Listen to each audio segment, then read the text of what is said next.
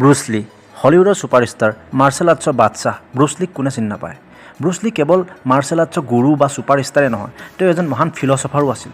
1970 চনৰ পৰ্যন্ত Bruce Lee কেৱল এজন আমাৰ দৰে সাধাৰণ ব্যক্তিহে আছিল, কিন্তু তেওঁৰ চিন্তাধাৰণা অসাধাৰণ আছিল। তেওঁ নিজকে এজন ছুপাৰষ্টাৰ ৰূপত বিশ্বৰ আগত দাঙি ধৰিব বিচাৰিছিল আৰু সেইবাবে তেওঁ এক অভিনৱ পৰিকল্পনা কৰিছিল।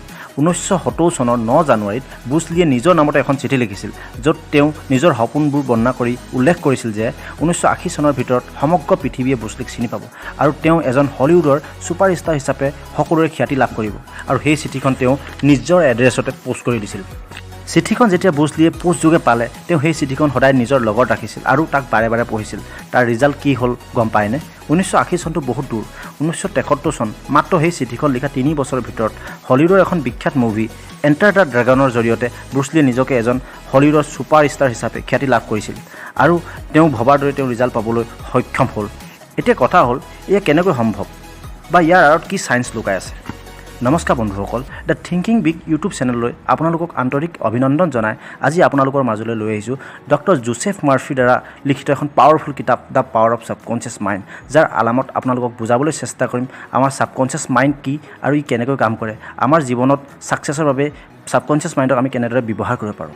বন্ধুসকল, ব্ৰুচ লীয়ে ব্যৱহাৰ কৰা এই টেকনিক আন একো নহয়। সহজ কথাত ক'বলৈ গ'লে ই মাথো আমাৰ ছাবকনচিয়াছ মাইণ্ডক ব্যৱহাৰ বা প্ৰয়োগ কৰা এক সঠিক নিয়ম, যাৰ জৰিয়তে ইচ্ছা কৰিলে আপুনি ভবাৰ দৰে ছাকচেছ পাবলৈ সক্ষম হ'ব পাৰে। কিন্তু এতিয়া কথা হ'ল, ছাবকনচিয়াছ বা অৱচেতন মন মানেনো কি আৰু ই কেনেকৈ কাম কৰে? কিয়নো আমি সকলোৱেতো ছাকচেছ হ'ব বিচাৰোঁ, বাট ভবাৰ দৰে নাপাওঁ কিয়? বন্ধুসকল, কামৰ ওপৰত ভিত্তি কৰি আমাৰ ব্ৰেইনক দুটা ভাগ কৰিব পাৰি। এটা হ'ল কনচিয়াছ বা চেতন মন আৰু আনটো হ'ল ছাবকনচিয়াছ বা অৱচেতন মন। কনচিয়াছ বা চেতন মন আমাৰ ব্ৰেইনৰ মাথো 10% ভাগহে, বাকী 90% হ'ল ছাবকনচিয়াছ মাইণ্ড বা অৱচেতন মন। কনচিয়াছ মাইণ্ডে আমাৰ পঞ্চ ইন্দ্ৰিয় যেনে নাক, কাণ, চকু আদিৰ জৰিয়তে ভৌতিক জগতৰ পৰা ইনফৰ্মেশ্যন কালেক্ট কৰি আমাক সিদ্ধান্ত লোৱাত সহায় কৰে। যেনে গাখীৰৰ ৰং বগা বা জুবিন গাৰ্গৰ গান শুনি ভাল লাগে। এই ইনফৰ্মেশ্যন আমাক কোনে দিয়ে? কনচিয়াছ মাইণ্ডে বা চেতন মনে। আপোনাক যদি কোনোবাই কয় যে হাতখন জুইত ভৰাই দিয়ক, আপুনি নিশ্চয় ভৰাই নিদিয়ে, কিয়নো আপুনি জানে যে হাতখন জুইত ভৰাই দিলে পুৰি যাব বা আপোনাৰ ক্ষতি হ'ব, য'ত আপোনাৰ কনচিয়াছ মাইণ্ডে আপোনাক এনে কৰিবলৈ অনুমতি নিদিয়ে, যাৰ ফলত আপুনি এই কাম নকৰে। এনেধৰণৰ সকলোবোৰ কথাত আপোনাক কি কৰিব লাগে বা কি কৰিব নালাগে সেই সিদ্ধান্ত দিয়ে কনচিয়াছ বা চেতন মনে। আনহাতে ছাবকনচিয়াছ মাইণ্ডে এনে কোনো সিদ্ধান্ত নিদিয়ে। যি কৰে সকলো অতীতত আমি পাই অহা অভিজ্ঞতাৰ ওপৰত ভিত্তি কৰি থাকে।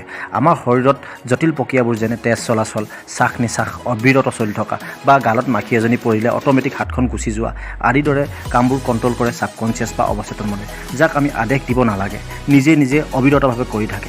আমাৰ শৰীৰত ভাগৰ লাগিলে আমি শুই যাওঁ, কিন্তু আমাৰ অৱচেতন মনে কেতিয়াও নুশুৱে, ই অবিৰত চলিয়ে থাকে।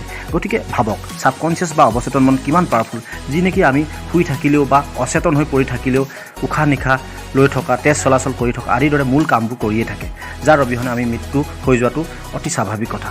পৃথিৱীৰ যিমানবোৰ ছাকচেছফুল লোক লাগিলে যিকোনো ফিল্ডৰে নহওক, কলা বা সাহিত্য, বিজ্ঞান বা ব্যৱসায়, সকলো ফিল্ডৰে টপ মষ্ট ছাকচেছ ব্যক্তিসকলে তেওঁলোকৰ সপোন অৱচেতন মনৰ সঠিক ব্যৱহাৰ ফলতহে পাবলৈ সক্ষম হৈছে।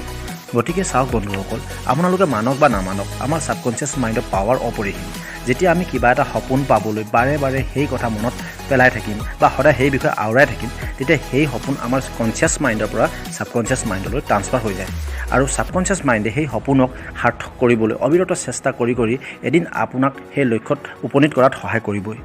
এই প্ৰক্ৰিয়াক পজিটিভ এফাৰ্মেশ্যন বুলিও কোৱা হয়, যাৰ বিষয়ে ডিটেইল কেতিয়াবা পিছত আলোচনা কৰিম। আজিলৈ শ্বৰ্টলি ক'বলৈ গ'লে, আপোনাৰ যি সপোন বা লক্ষ্য আছে যাক আপুনি সঁচাকৈয়ে পাব বিচাৰে, তেন্তে ব্ৰুচ লীয়ে ব্যৱহাৰ কৰাৰ দৰে চিঠি নহ'লেও এটলিষ্ট আপোনাৰ ডায়েৰী বা নোটবুকত লিখি পেলাওক, যাতে আপুনি সময় পালেই তাক পঢ়িব পাৰে। তাৰ ফলত ব্ৰুচ লীৰ সমান নহ'লেও এটলিষ্ট আপোনাৰ ফিল্ডত আপুনি ছাকচেছ হ'ব পাৰিব।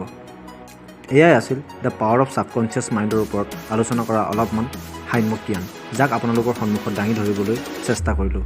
কথাবোৰত একমত হ'লে লাইক কৰিব আৰু এনেধৰণৰ পজিটিভ থিংকিং বা ভিডিঅ'ৰ প্ৰতি আগ্ৰহ থাকিলে চেনেলটো ছাবস্ক্ৰাইব কৰি বেল আইকন প্ৰেছ কৰি দিব। আৰু ভিডিঅ'টো শেষলৈকে চোৱাৰ বাবে আন্তৰিক ধন্যবাদ।